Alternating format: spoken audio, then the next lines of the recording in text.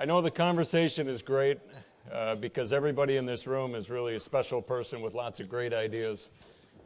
So I apologize for having to interrupt your conversations. I'm Joe Bast. Some of you have met me and seen me before and heard my opening remarks this morning. I hope dinner was good. Nobody's choking or complaining. Good. And the panel presentations so far today, I heard all but probably 3 speakers. I thought they were fantastic. If you agree, give a round of applause, please, for our speakers.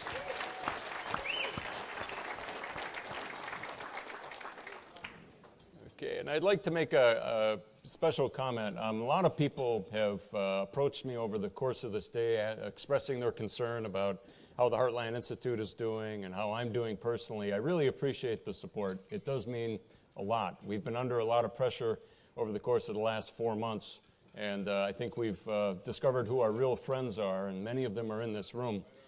So I really, really appreciate the support and the help. And I see Anthony Watts at the back of the room, who I had not seen earlier today. Anthony, especially for you, I extend my thanks for all of the support that you've given us. Thanks.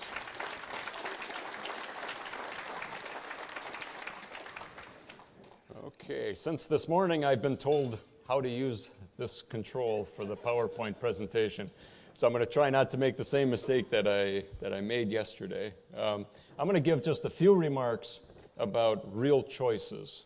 James Taylor talked about real science. The second part of the theme for this conference was real choices. And I'm going to talk for only 5 or 7 minutes, and I'm going to introduce President Václav Klaus. The Clinton administration, now you see already it starts.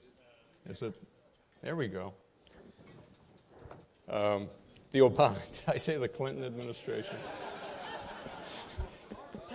It's the good old days. We actually got our feet wet on public policy in the Clinton administration, fighting Hillary care and issues like that. And there really is a sense of deja vu with this administration. The Obama administration is proceeding on the assumption that the theory of catastrophic anthropogenic global warming is for real. You all might remember his 2010 State of the Union address. That's actually him giving his speech there. Yeah. During his address, he said, "There is overwhelming scientific evidence on climate change." You might also recall that when he said that during his State of the Union address, the members of Congress laughed at him. Do you remember that? There was a ripple of laughter went through the room. President Obama himself paused, and then he laughed as well. And I think that's the last mention of global warming we've ever had in a State of the Union address. But the president has appointed a cabinet of people who are committed to raising the price of fossil fuels by restricting its production and use while simultaneously subsidizing renewable fuels. So at the top of that cabinet is Secretary of Energy Stephen Chow. He's been very outspoken on global warming issues. Back in 2008, before he was appointed as Energy Secretary, he made the notorious statement to the Wall Street Journal that somehow we have to figure out how to boost the price of gasoline to the levels of Europe. So, and under Chu, he's been working very hard to accomplish that. The Energy Department has become the anti-energy department, dishing out massive subsidies to wind and solar and biofuels, various energy sources that can only produce a very tiny fraction of the actual energy that we need. It's also been pushing through higher CAFE standards, which make cars smaller and less safe and give people fewer choices for their cars. Similarly, we've got, why does this not work? Ken Salazar, the Secretary of Interior. He's been similarly outspoken on the issue. He said in 2009, the issues of energy and climate change are the signature issues of the 21st century.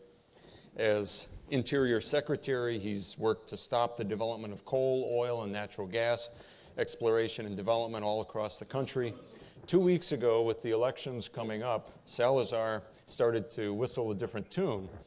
He approved a natural gas drilling project in Utah, which is expected to produce more than 6 trillion cubic feet of natural gas. But Orrin Hatch, Senator Orrin Hatch, I think put that into perspective. He told reporters, Utahns have gotten used to the Obama administration closing off federal lands to domestic energy production. So this announcement is a long time coming. The fact is that much more needs to be done to open up more of our state's land to energy development. And the third cabinet member leading the Obama charge is, of course, Lisa Jackson, head of the EPA. She's from Illinois. She was our EPA director from Crook County. Thanks.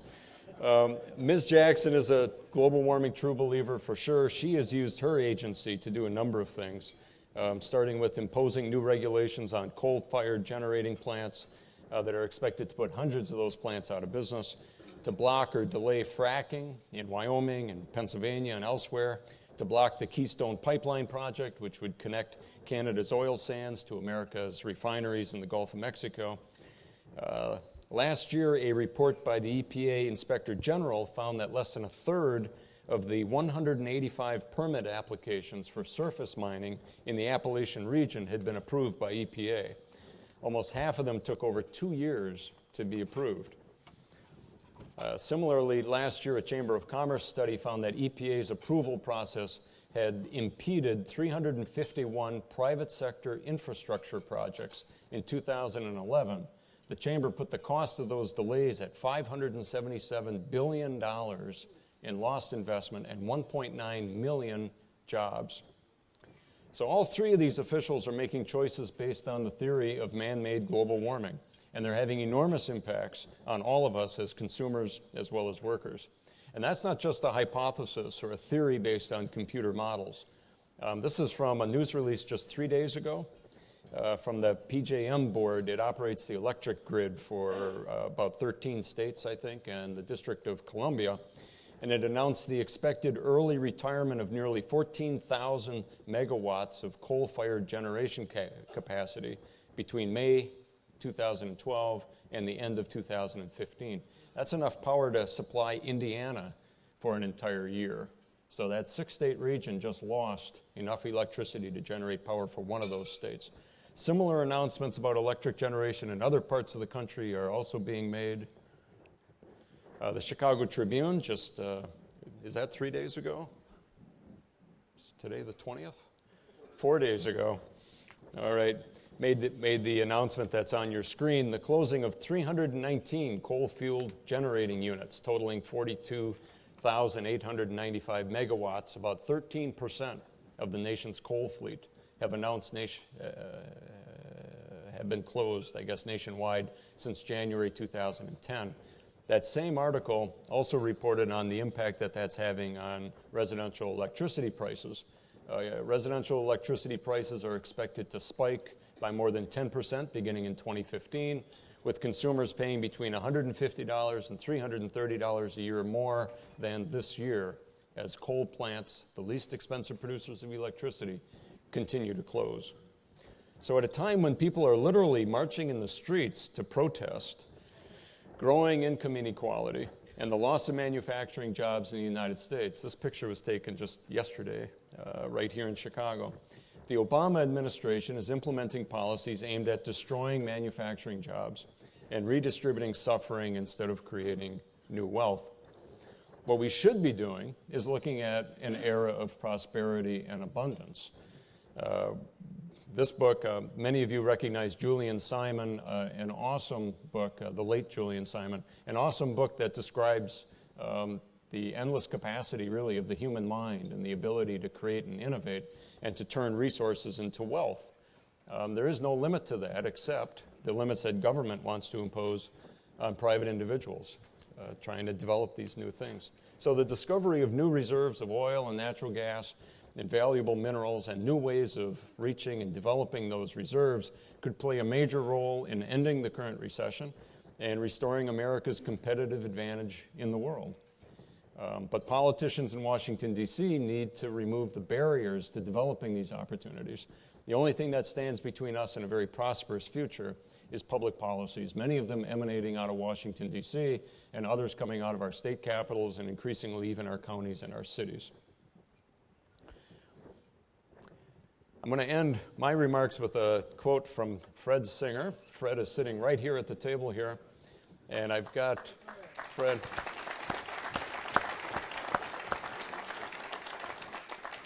Fred is the spiritual leader and godfather of this whole movement, and we're all just deeply, deeply appreciative of Fred and everything that he's done over the years.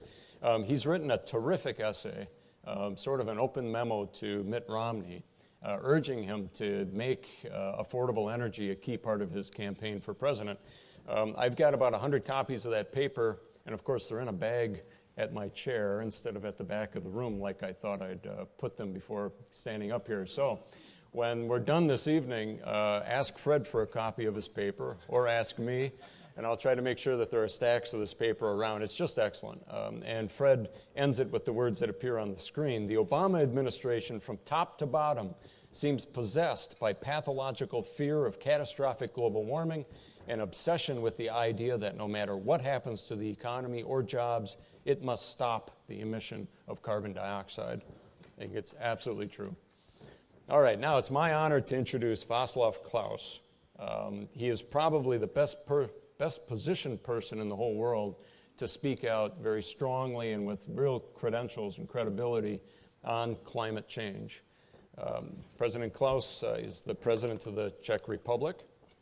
He has a PhD in economics. I don't know if there are any other world presidents or national presidents who have PhDs in economics.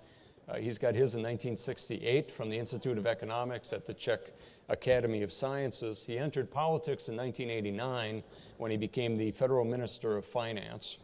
In 2003, he was elected president of the Czech Republic. In 2008, he was reelected to that position. He is the author of more than 20 books on a variety of topics. The last time that he spoke at a Heartland event, I believe, was 2009 at our second International Conference on Climate Change. I believe he also spoke at our first conference in 2008. At one of those events, you may have seen his book, Blue Planet, Green Chains? Green Shackles. Blue Planet, Green Shackles. There we go. And I think there are still copies of that here, so I'm not entirely sure. But he is an amazing guy, a powerful spokesperson for common sense on climate change, a good friend of the Heartland Institute and of scientists all around the world. I hope you'll give a very warm welcome to President Václav Klaus.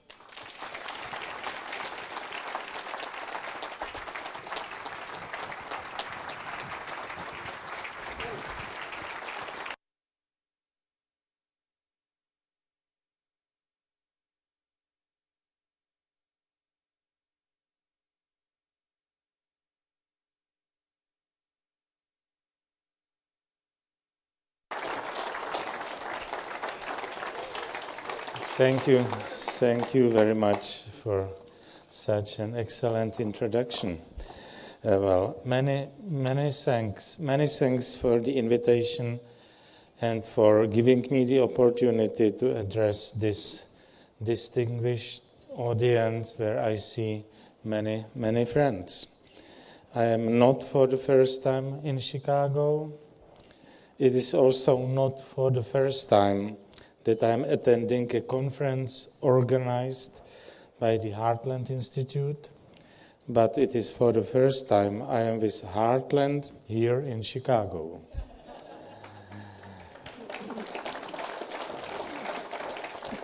Some of you may know that I came to Chicago for the NATO summit. Yesterday and today I was supposed to speak about what to do in Afghanistan, how to keep NATO going in an era of overall indebtedness and budgetary cuts, about NATO-Russia relations, and so on. I am glad to tell you that we did not discuss the global warming there. It seems that NATO does not consider global warming to be a security threat.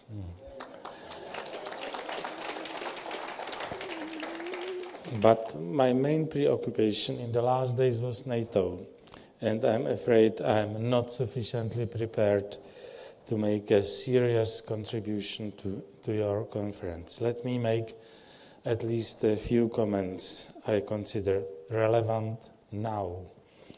The word now is important.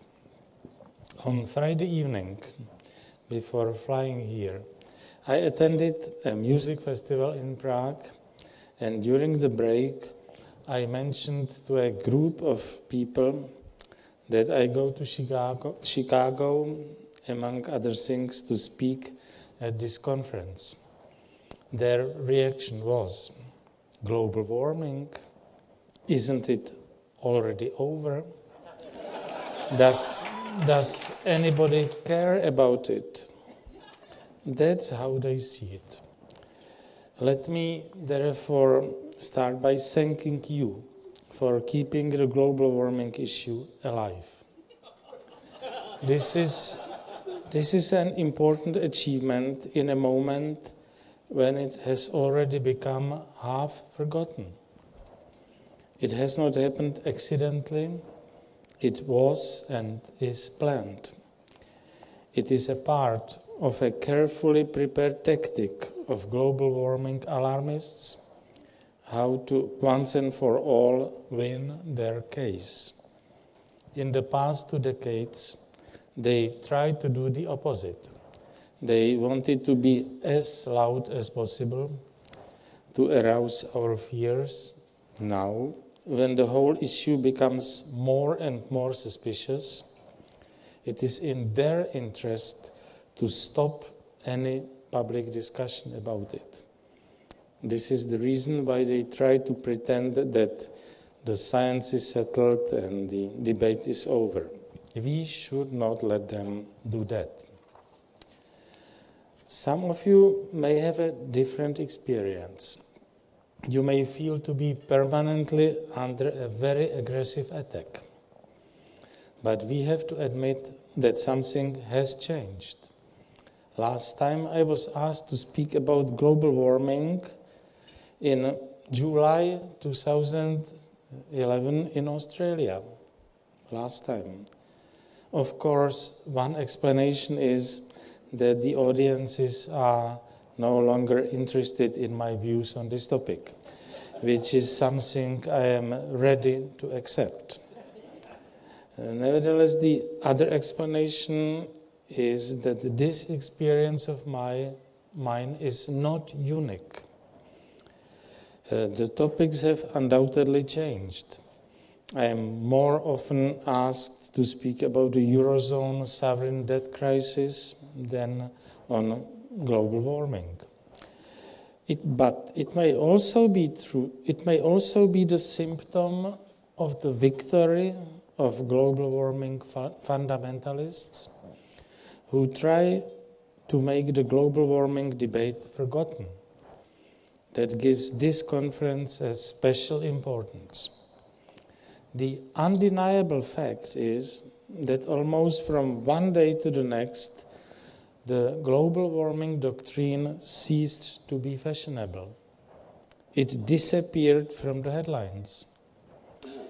It may weaken the position of the global warming fundamentalists, alarmists, but it makes it more difficult for us, the deniers or skeptics, as they call us, to motivate people to think about this issue and to openly and politically express their views about the irrational human freedom curtailing, human prosperity undermining measures and policies introduced by the political establishments in most of the countries of the world in the last 2 decades, not to speak about the measures prepared for the future. We have to keep repeating that our planet is determined not only by anthropogenic influences, but dominantly by a long-term exogenous and endogenous natural processes and that most of them are beyond any human control. But the alarmism has subsided. They want to make it low profile. Declarations such as the one in Dr. Pachauri's manifesto from 1989, that global warming is the greatest crisis ever faced collectively by humankind, are no longer popular. The former radical alarmists, even the scientists connected with the IPCC, changed their tactic. More and more often we hear carefully worded statements that some environmentalists, supported by the media, exaggerated the conclusions that had been carefully formulated by scientists. We know that they were not carefully formulated. And we know that these conclusions were very easy to reformulate. Again, I see this development as a mixed blessing. The earlier apocalyptic warnings succeeded in creating the overall belief in the undeniable existence of a dangerous, man-made global warming. This belief has become already deeply rooted in the heads and sometimes hearts of people all over the world. I agree with Professor Pleimer, who is not here, I suppose, when he sees the main danger in the fact that the children have been already indoctrinated. For that reason, we have to keep the global warming debate alive.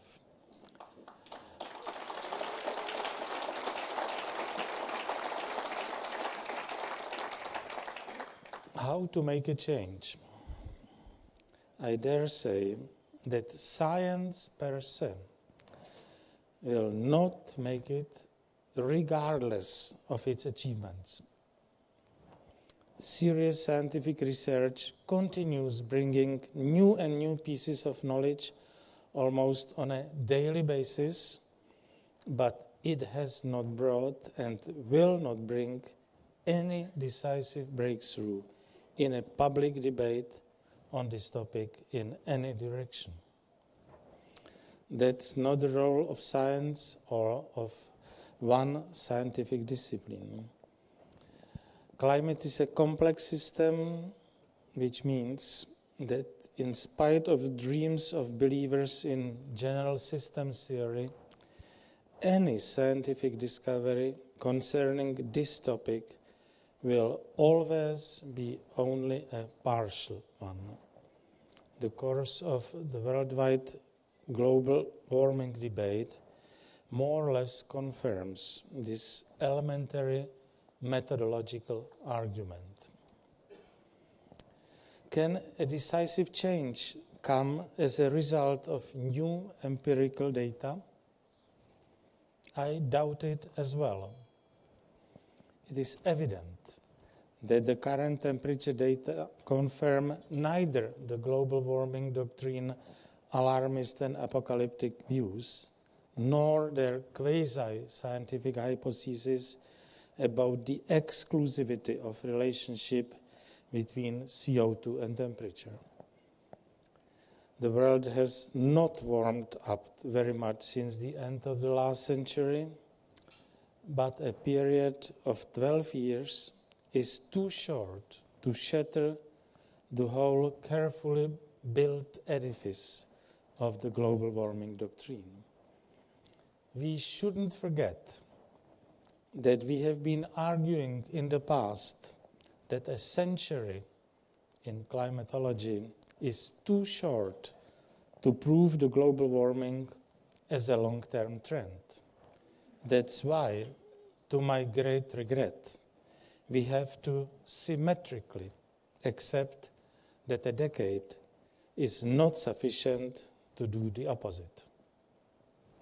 But I hear some of the phrases here in the introduction almost belonging to that belief.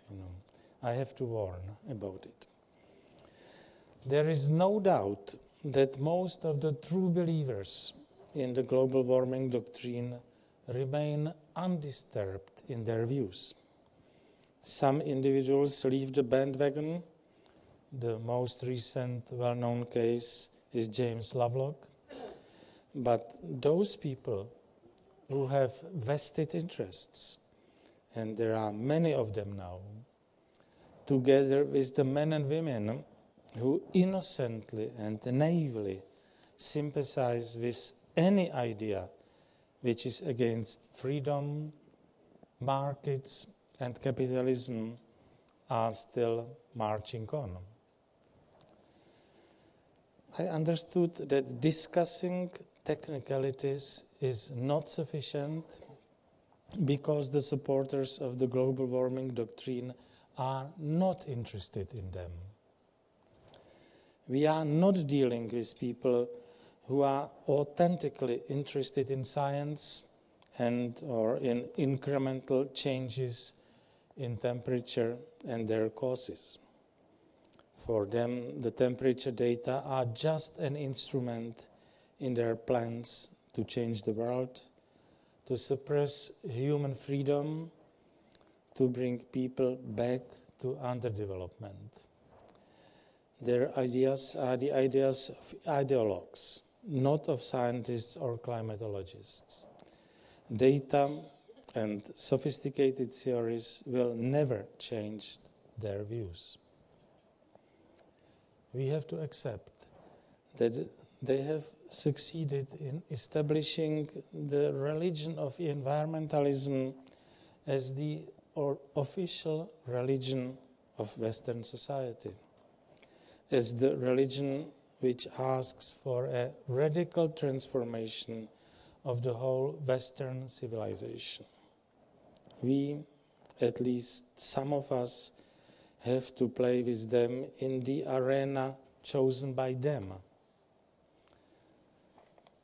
There are probably more and more people around us now who do not buy the alarmism of the global warming doctrine.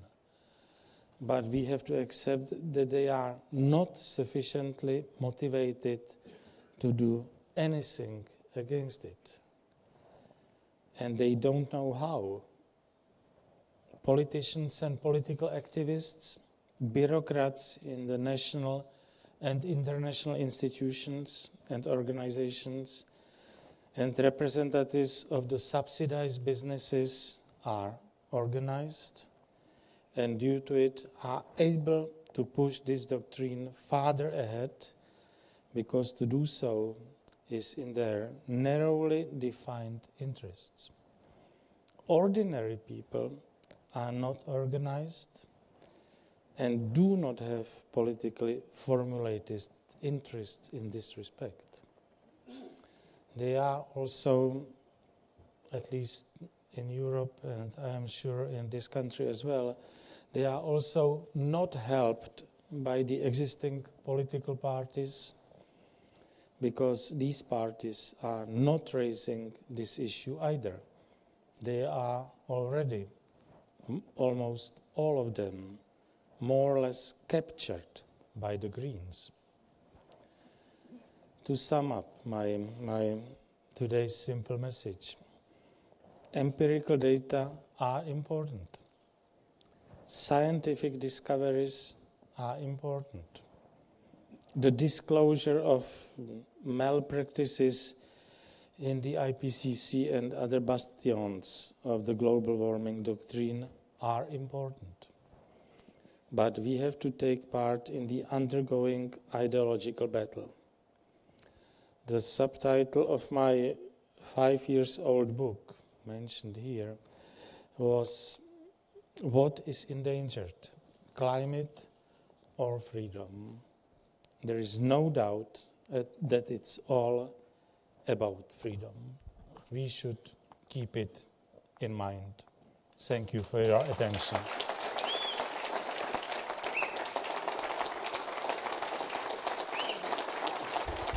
Thank you. Thank you very much. It's your turn. Yes, you're willing to take questions If you want. for a while? Let's do it. All right. President Klaus is willing to take questions for a little while. There's, I believe, 2 people with microphones. Robin on my right and Gwen on my left. And the first question is right here. President Klaus, about 4 or 5 years ago, I'm straight ahead of you, straight out in front. Hello, right there. About 4 or 5 years ago, when you spoke at this conference, you mentioned that I thought an astounding figure of only about 11% of people in the Czech Republic believed in anthropogenic global warming. I was wondering where that figure stands now. You know, I must admit, and maybe there are several people from my staff, from my office, whether they can help me. But if I'm not wrong, I don't know. And this is part of my argument that the issue has been partly forgotten.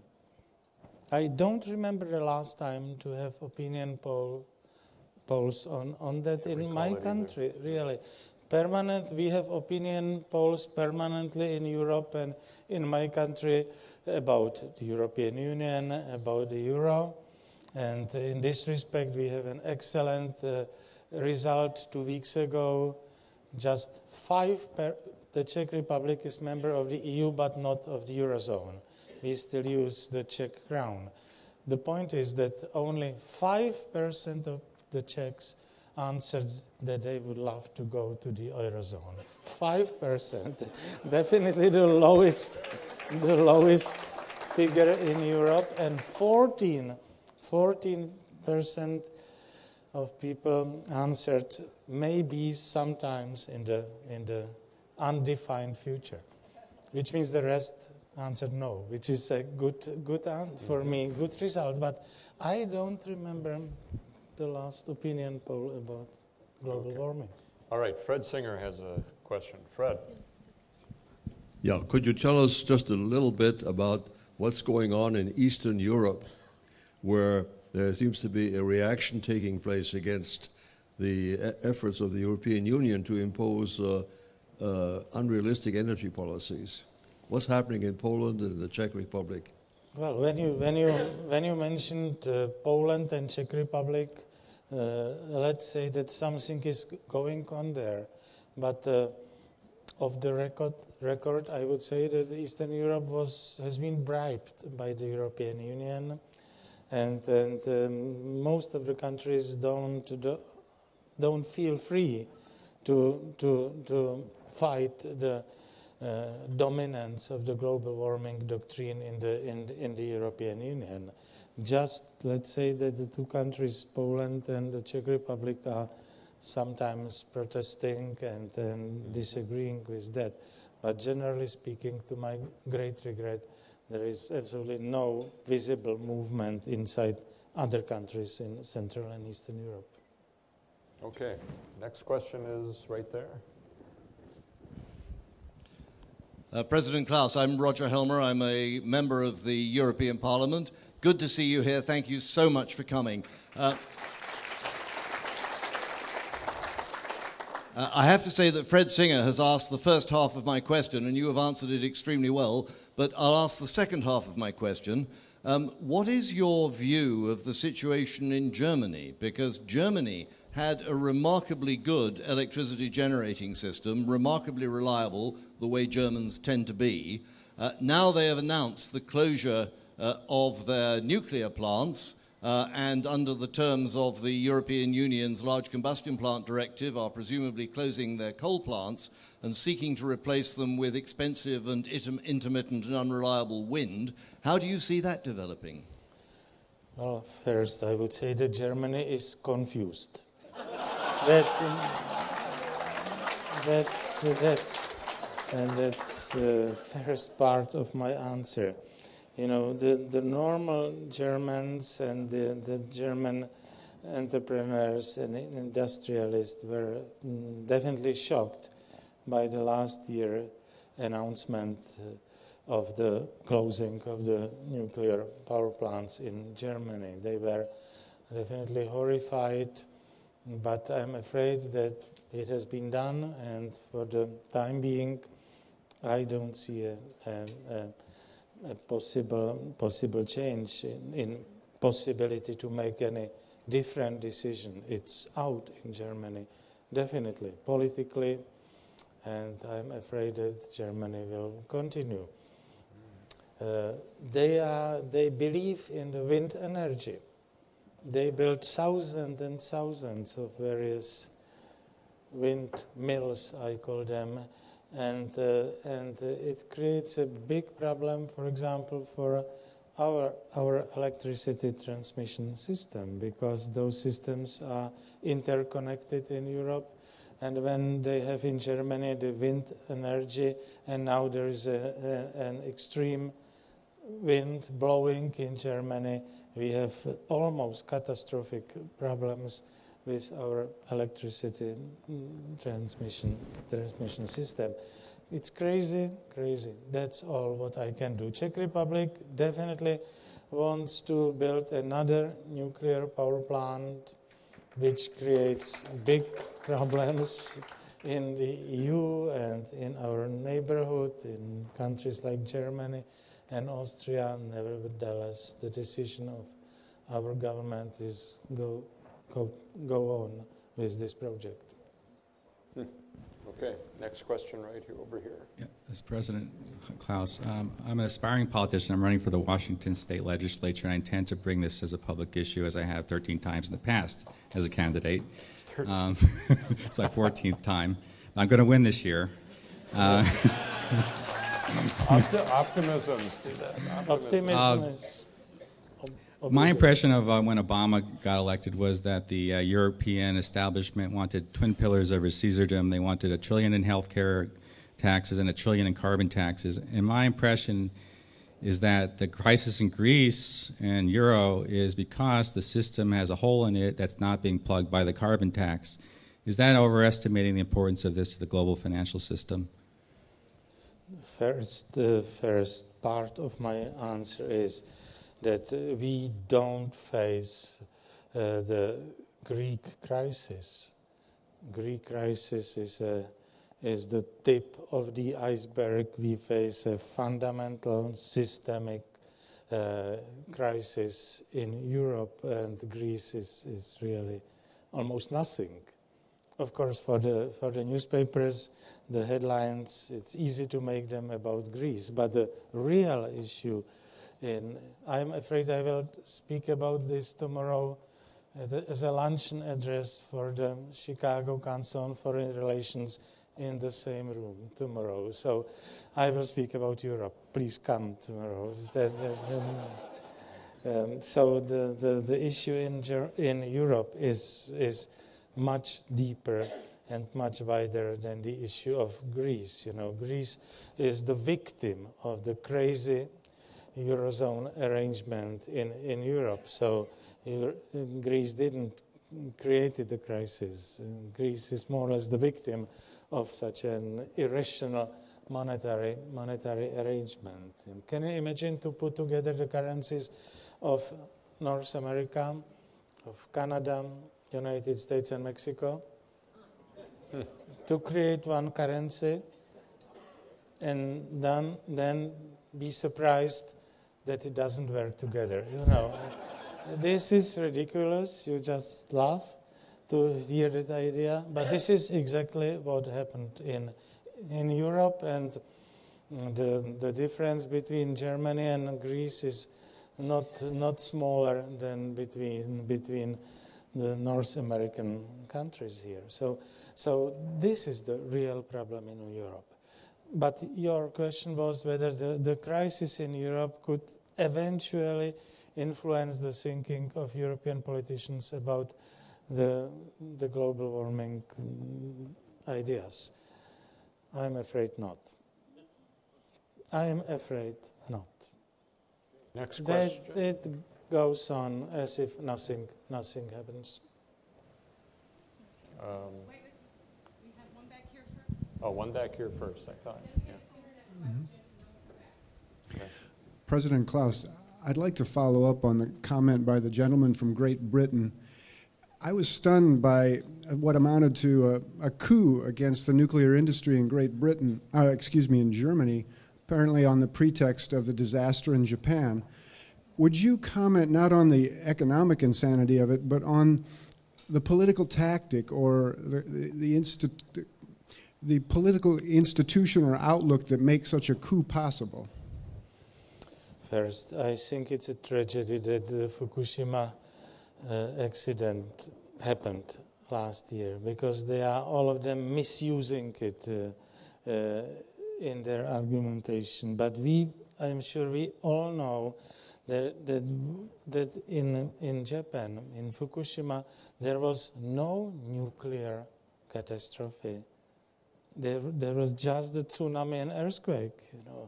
It was absolutely crazy to make the nuclear power plant close to the sea in such a seismically dangerous place.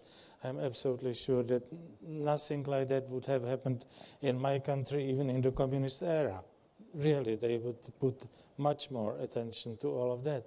So in my understanding, the Fukushima case is an example of the fact that the nuclear energy is very strong, very resistant to such an incredible natural disaster. It should be interpreted as the victory of nuclear energy, not as a tragedy, as a tragic mistake of that. But that's something that we try to talk about permanently in Europe. So I don't think that Fukushima should be used as an argument in favor of those who want to close the nuclear energy all over the world. Okay. And we have a question online. Yes, hello. This comes from Amber from Canada.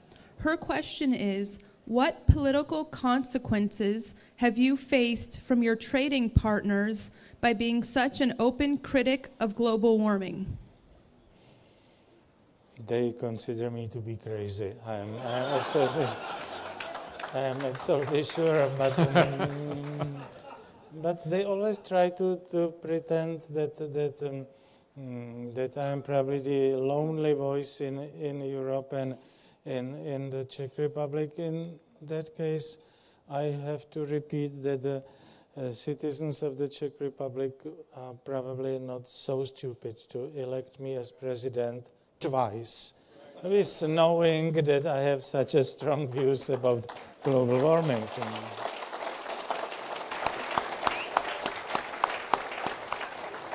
All right, Brian Sussman. Mr. President, I've written a book called Eco-Tyranny, where I expose how, for a long time, socialists and communists have embraced phony environmental crises. Given the fact that your wonderful country was decimated by communism, I'm curious as to why you think socialists and communists tend to embrace these green issues.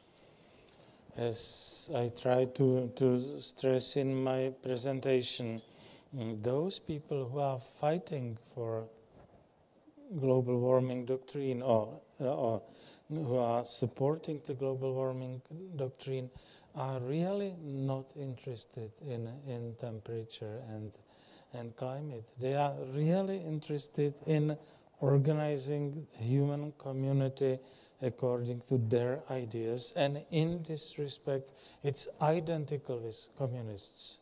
Identical, not similar.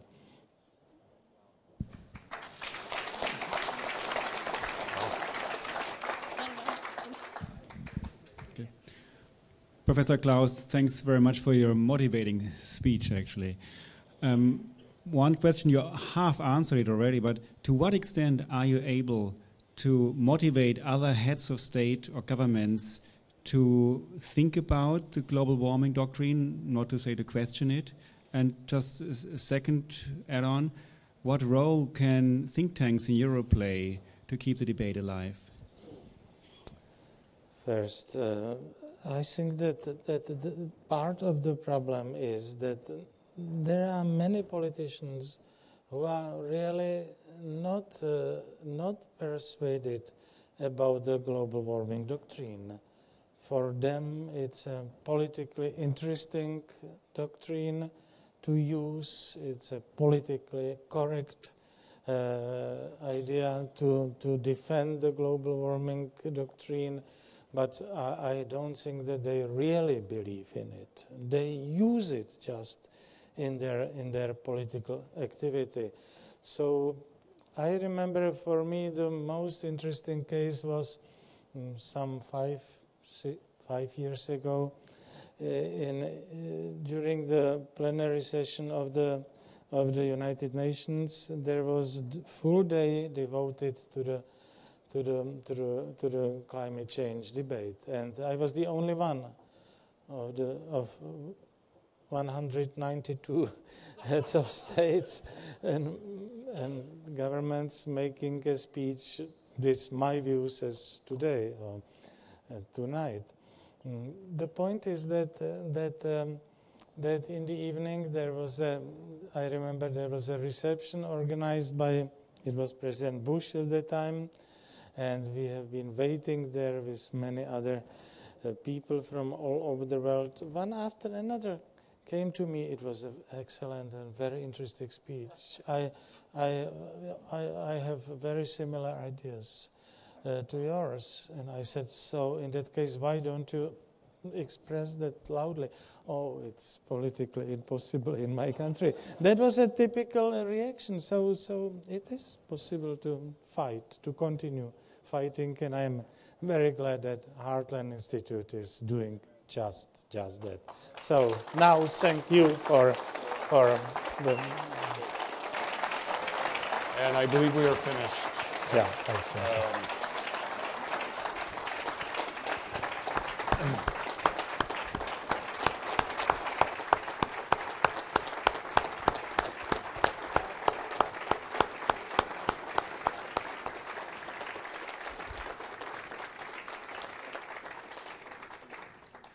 Okay. President Klaus reminded me that it's 7 hours later in Prague, I believe, which makes it 2:30 in the morning, his time. So I'm sure he's pretty tired. I believe that ends the formal program for today. I think it's only 7:30. You should feel free to stick around here perhaps and chat for a little while. Nikki Comerford is, as usual, in charge of everything, so if you have any questions, ask her. There are other Heartland staff in the room to help you if you have any questions. The paper that Fred Singer wrote is near Fred right now, so I'm going to go and dig that out, and if you'd like copies of that, by all means, ask for one. Thank you very much. We're adjourned, and we meet tomorrow morning at what time? Can anybody tell me? 8 o'clock for a start. Breakfast starts at 7:30 here? Breakfast starts at 7:30 here. There we go. 7:30 here. See you tomorrow morning.